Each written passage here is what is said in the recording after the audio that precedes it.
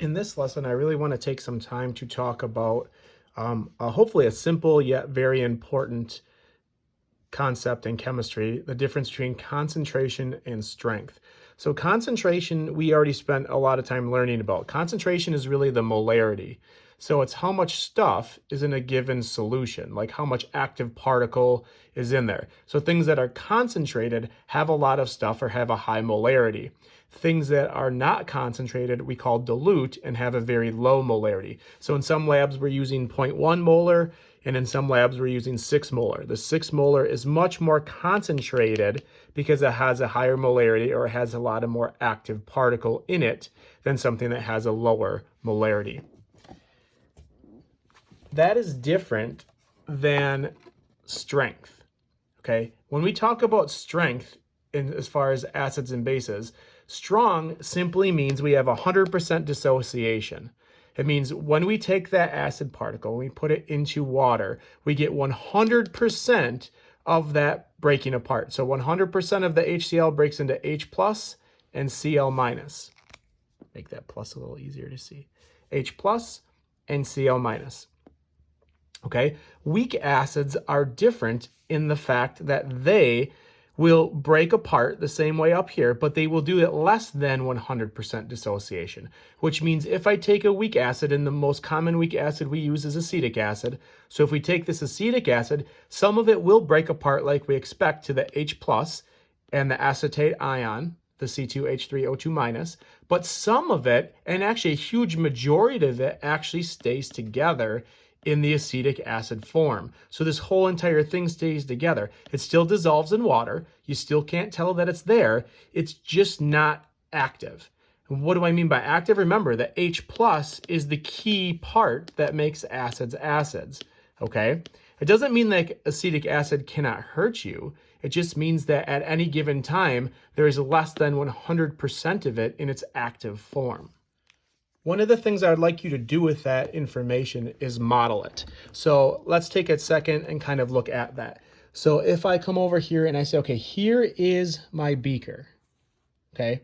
And in my beaker, we're gonna say we have particles H for acid and A for the anion. So H is the H plus and A is the anion. So whatever negative part is there, okay? So what happens is in a container, and this could be anything, any acid, that would be, in this case, this would be a strong, okay? If I have a strong acid, we would expect that when we put HA into water, we would get H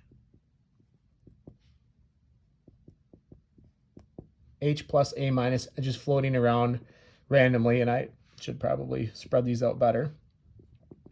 And they would just randomly float around. None of them stay together. None of them are in their form. So this is what we would call a strong acid because we have 100% dissociation, okay? If we take a look at that same situation and we look at it under a weak acid, okay? In a weak acid, again, we have HA. H, again, is the H plus that makes the acid, and A is the anion, and that's the negative part of that, okay? In a weak acid solution, you would see that you have some H plus and A minus. Let's just do 2 of each of those. And then you have some HAs that stay together. And in fact, for most weak acids, the part that stays together is a lot more than the part that comes apart. This is still an acid. It still is an acidic solution because there still is H pluses. There still are H pluses floating around. Just like over here, there are still H pluses floating around. So they are definitely acidic solutions, but they act differently, okay? This is a strong acid because we see 100% dissociation. This is a weak acid because we do not see 100% dissociation, okay? That the only way you can determine that is to know what is going on with the dissociation.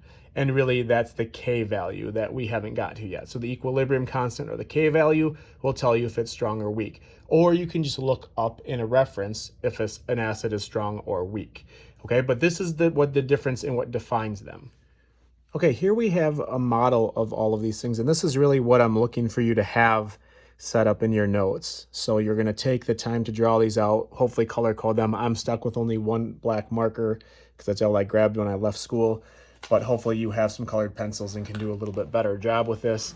If not, you can always just use a pencil and color them in like I did. So the black and white version is just fine. So if we take a look at this first one in the upper left-hand corner, we can see that the acid and base particles, the HA, are separated, right? So we know that they're 100% dissociation, nothing is stuck together. So we know from that it is a strong.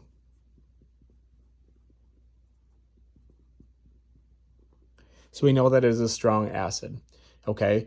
When we look at this, in this container, there are not very many particles in there. So this is going to be dilute. So this is going to be a dilute strong acid, or a strong acid with a very low molarity or a low concentration. If we move over to this one here, we can see that we do have some HAs that stayed together. And we have some HAs that broke apart. So we know off the bat this is going to be a weak acid. Okay, and when we look at this in this container, there are a lot of particles in there. So they are pretty concentrated. So this is going to be a concentrated solution. Okay, so this is a concentrated weak acid. Okay, so this one would have a high molarity, let's say a 2, 3, 4, 5 molar solution. Over here in the bottom left-hand corner, we can see we're dealing with, again, the same situation we were kitty corner. We have a weak acid solution. And how do I know that? We have particles that are not breaking apart. Okay, but we do have some particles that did break apart. So we are dealing with a weak acid in this particular container, but it's a lot less active particles than what we had over here. There's very few particles in here. So this is, again, going to be dilute. Okay. Over here, we have a lot of particles and all of them are separated. So this is going to be a strong acid. And because there's a lot of it, it's going to be concentrated. Okay. So that shows the difference between the strength and the concentration. So this one would have a high molarity. The one thing, and really the big misconception is that weak acids are harmless, because when you look in here, there's not a lot of active particles. That is simply not true. Okay. If you have a concentrated weak acid, it can hurt you just as bad as a concentrated strong acid. Okay. So don't just be like, oh, that's a weak acid, it's super safe and it's not going to hurt you or anything like that. It's the concentration that is bad. It's the number of H pluses in solution. So you can have a concentrated weak acid and have a tremendous amount of H pluses floating around in that container, versus a strong acid that's very dilute that has very few H pluses floating around in that container.